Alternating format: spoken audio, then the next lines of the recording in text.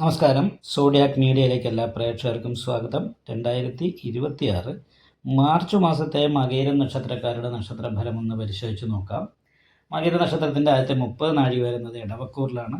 ഇടവക്കൂറുകാരെ സംബന്ധിച്ചിടത്തോളം രക്ഷാസ്ഥാനത്ത് സർവേശ്വരകാരകനായിരിക്കുന്ന വ്യാഴം സഞ്ചരിക്കുന്നത് കൊണ്ടും ഭാഗ്യാധിപതി ലഗ്നാധിപതിയോട് യോഗം ചെയ്തിട്ട് സർവാഭിഷ്ട സ്ഥാനത്ത് നിൽക്കുന്നത് കൊണ്ടും വളരെ നല്ല അനുകൂലമായിരിക്കുന്ന ഗുണഫലങ്ങൾ അനുഭവിക്കാൻ ഈ മാസത്തിൽ യോഗമുണ്ട്.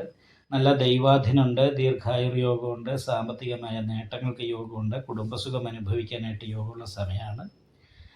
തൊഴിലിലാണെങ്കിൽ സ്ഥാനക്കയറ്റം പോലെയുള്ള കാര്യങ്ങൾ കിട്ടാനായിട്ട് യോഗമുണ്ട്. പുതിയ ഭൂമി വാങ്ങുക, വീട് വയ്ക്കുക, ഇങ്ങനെയുള്ള കാര്യങ്ങൾക്കും വാഹന ലാഭം പോലെയുള്ള കാര്യങ്ങൾക്ക് യോഗമുള്ള സമയമാണ്. എന്നാൽ വീട് വിട്ട് നിൽക്കാനുള്ള യോഗമുണ്ട്. വീട്ടിൽ നിൽക്കുന്ന സമയത്ത് കുറച്ച് മാനസികമായിട്ടുള്ള ടെൻഷൻ, സന്തോഷിക്കുമ്പം ടെൻഷനൊക്കെ അനുഭവപ്പെടാനുള്ള സാധ്യതയുണ്ട്. ബാക്കിയുള്ള രീതിയിലൊക്കെ ഏറ്റവും നല്ല അനുകൂലമായിരിക്കുന്ന ഗുണഫലങ്ങൾക്കാണ് മകര നക്ഷത്രക്കാർക്ക് ഈ മാസത്തിലെ യോഗം. ഈ മാസം തന്നെ ഏറ്റവും അനുകൂലമായിരിക്കുന്ന യോഗം എന്ന് വേണമെങ്കിൽ പറയാം, മാസം എന്ന് വേണമെങ്കിൽ പറയാം.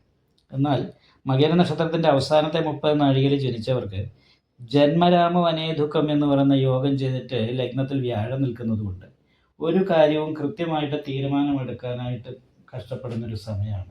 എന്ത് ചെയ്യണം, ഏത് റൂട്ടിൽ പോയാൽ അഭിവൃദ്ധി ഉണ്ടാകുന്നുള്ള തീരുമാനങ്ങൾ എടുക്കാനായിട്ട് കുറച്ച് തടസ്സം കാണുന്നുണ്ട്. മാത്രമല്ല വിത്തക്ഷയം പ്രവാസം രോഗാഞ്ജനേന്തി മനോഭീതി എന്ന് പറയുന്ന യോഗം ചെയ്തിട്ട് 10ാം ഭാവത്തിൽ നിൽക്കുന്ന ശനി കണ്ടക ശനിയുടെ ദോഷത്തെയാണ് ചെയ്യുന്നത്. അപ്പം അത് കാരണം കൊണ്ട് തന്നെ നല്ല പ്രതീക്ഷയുണ്ടായിട്ട് പെട്ടെന്ന് നിരാശ ഉണ്ടാകുക, ഇടയ്ക്കിടയ്ക്ക് ശാരീരികമായിട്ടുള്ള രോഗങ്ങൾ, പിതൃസ്ഥാനീയരായിരിക്കുന്ന വ്യക്തികളുടെ അപ്രീതി, അവരുടെ രോഗം കൊണ്ടുള്ള മാനസിക ടെൻഷൻ, ഇങ്ങനെ പല രീതിയിലുള്ള പ്രശ്നങ്ങൾക്ക് യോഗമാണ്. ശനിപ്പിഴവുണ്ട്.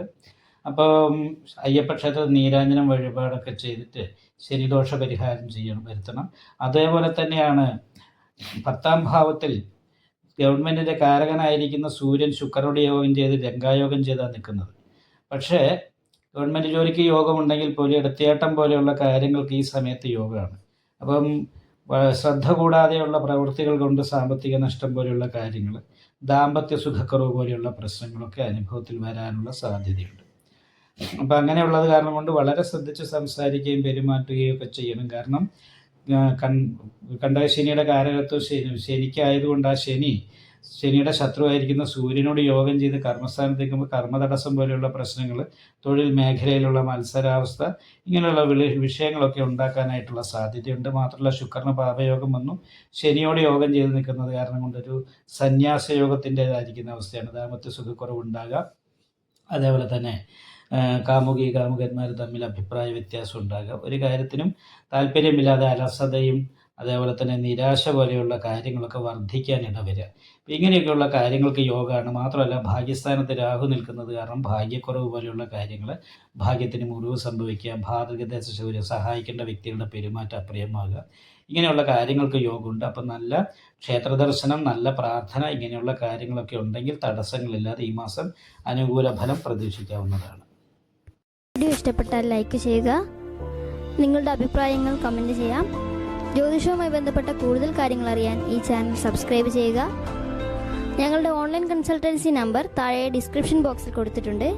ആവശ്യമുള്ളവർക്ക് കോൺടാക്റ്റ് ചെയ്യാവുന്നതാണ്.